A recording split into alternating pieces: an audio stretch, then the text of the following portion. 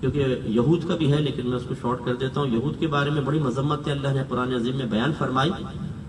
ایک چیلنج دیا اللہ تعالیٰ نے کہ اگر تم سورہ یہ 23ویں اور 24ویں آیت میں اللہ تعالیٰ فرماتا ہے اگر تم اس کلام یعنی قرآن کے بارے میں شک میں مبتلا ہو جو ہم نے اپنے بندہ خاص یعنی محمد پر نازل فرمایا تو اس جیسی کوئی ایک صورت ہی لے آؤ اگر تم سچے ہو. اگر تم سچے ہو تو اللہ کے علاوہ اپنے تمام مددگاروں کو بلا لو. پھر اگر ایسا نہ کر سکو اور ہرگز نہ کر سکو گے تو اس آگ سے ڈرو جس کا ایندھن انسان اور پتھر ہے, اس آگ سے جو کافروں کے لیے تیار کی گئی ہے. یہ ہمیشہ یاد رکھیے گا غیر مسلم سے اگر کبھی آپ کا مناظرہ ہو کسی پرٹیکولر ٹاپک پہ پہلے نہ کریں, سب سے پہلے آپ اس پر کریں کہ قرآن اللہ کی کتاب ہے یا نہیں ہے, بس اس پر کریں. ہمارے نزدیک اس کی سب سے بڑی دلیل یہ آیت ہے. اگرچہ کوئی اعتراض کر سکتا ہے کہ یہ بھی تو قرآن میں ہے, لیکن ہم کہتے ہیں کہ اگر چلو قرآن کو ثابت کرنے کے لیے ہمیں قرآن کی آیت بیان کر رہے ہیں تو آپ اس آیت کو نہ دیکھیں, اس کے چیلنج کو دیکھیں نا. وہ چیلنج یہ ہے کہ لاؤ کوئی ایک آیت ایسی بنا کر لے آؤ جیسے قرآن عظیم میں کوئی صورت بنا کر لے آؤ. کہیں پہ 10 آیات کا چیلنج ہے کہ 10 آیات ایسے بنا کر لے آؤ.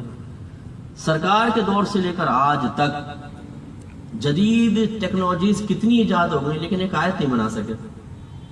ایسی آیت جو سلاست اور روانی والی ہو, اس میں فصاحت ہو, بلاغت ہو, غیبی خبریں ہوں اور بڑی ہی مطلب زبان پہ بڑی آرام سے سہل ہو, لے کر آئے, نہیں لا سکے گا.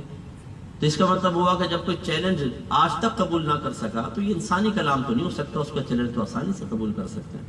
پھر یہ ہمارا قرآن عظیم چھوٹے چھوٹے بچوں کے قلوب میں حفظ ہو جاتا ہے. 5 سال کا بچہ, 6 سال کا بچہ اس کے دل میں آ جاتا ہے.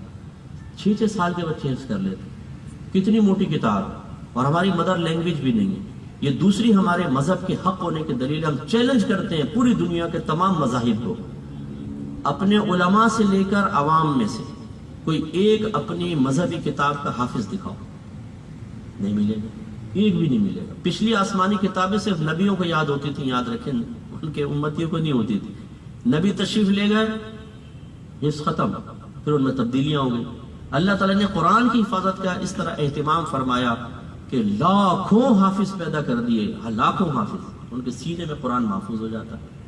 16 صفحے کا اردو کا رسالہ آپ لفظ بلفظ یاد کر کے بتائیں. حافظ صاحب کو میں چیلنج کرتا ہوں, نہیں کر سکے مشکل ہوگا, لیکن ماشاءاللہ اللہ نے ان کے سینے میں پورا قرآن جمع فرما دیا.